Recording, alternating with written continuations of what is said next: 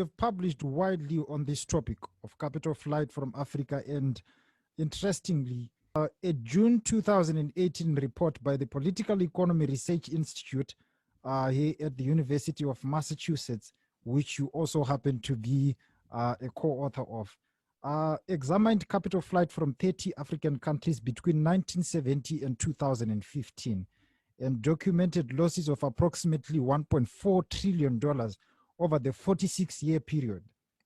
And this amount far outweighs both the stock of debt owed by these countries as of 2015 that was put at $496.9 billion, as well as the combined amount of foreign aid all the countries received over the period, which is $991.8 billion. These are staggering figures that clearly show how much the continent is losing. But now, my first question for you, I really want you to give a breakdown of this. What is this thing that we call capital flight, and what causes it?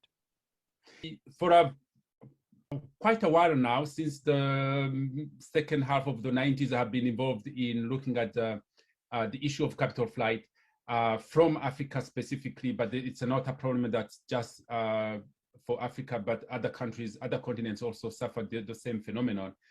Capital flight is basically the situation where you have money, funds leaving a country without being registered in the official statistics. This is the case where, for example, money is transferred from a country in Africa to a private bank in an offshore financial center, or any bank in European, American, and other banks, without being registered at the central bank, without being registered as an outflow of either investment or saving, because every African has the right to invest abroad. They have the right to save abroad, except that they have to do it following the rules. So if you want to invest abroad, if you want to create a company, if you are from Zimbabwe and you want to create a company or an affiliate in South Africa or in Europe, you go to the central bank, you get the right papers, and you declare how much you're going to invest abroad.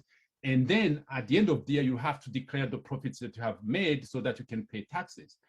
Many times we find that some money leaves Zimbabwe, leaves Burundi, leaves Togo, leaves Ghana, all African countries, without being registered at the central bank, without leaving any trace of that money having exited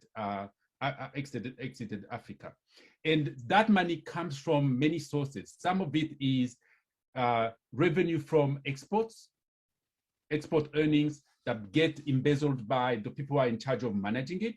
They could be private companies, private individuals. They could be government officials. It could be money coming from the loans that are being borrowed by the government, which are supposed to build roads, build schools, and finance all kinds of development programs.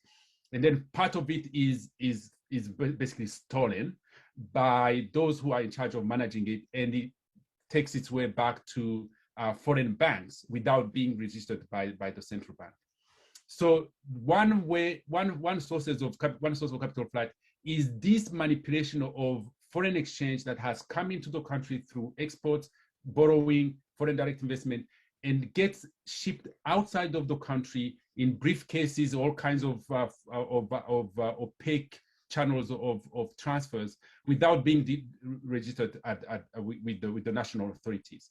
Another source is the manipulation of exports and imports, which we call trade misinvoicing. I'll give you an example.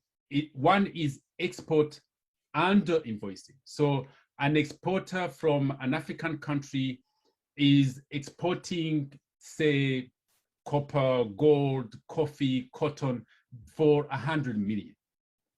They are supposed to receive the $100 million in dollars or euros, whatever foreign exchange they are using, and surrender that amount to the central bank. And the central bank would give them the equivalent of in the local currency and put them on their bank account.